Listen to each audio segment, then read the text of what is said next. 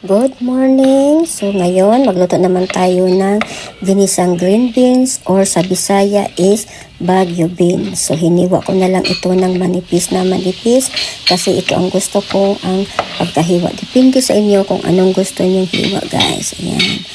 Kasi ito, bigay ito sa aking katrabaho. Galing ito pa sa kanilang punuan. So preskong-presko pa ito.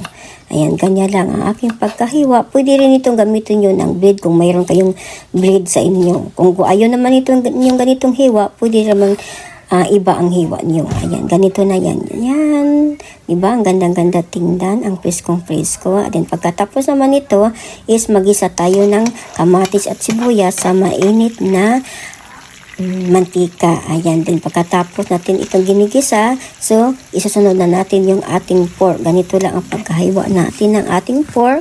So kung ayaw mo ng ganitong hiwa, pwede naman yung pork giniling, yung manok, or giniling na baka. Depende sa iyo kung anong gusto niyo ilalagay niyan dito. Ayan.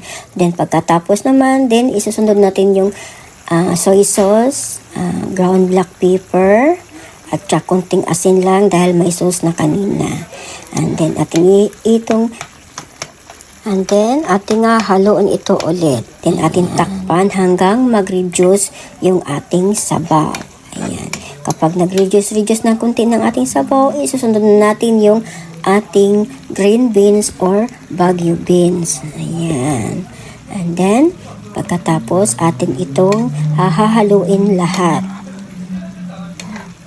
hanggang magsama-sama na. Then kung gusto naman ito lagyan ng pangpalasa, depende sa inyo kung anong gusto niyo pangpalasa nyo, idagdag nyo dito guys. Ayan. Ang sa akin, so nilagyan ko lang ng kunting ginisa mix. So pwede din mag-sarap or ajinomoto or depende sa iyo. So konting ginisa mix lang, pangpalasa din. Ayan, at masarap yung sabaw ng konti, di ba?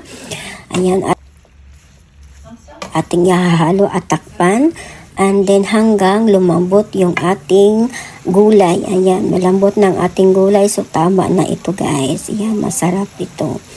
Ayan, luto na ito.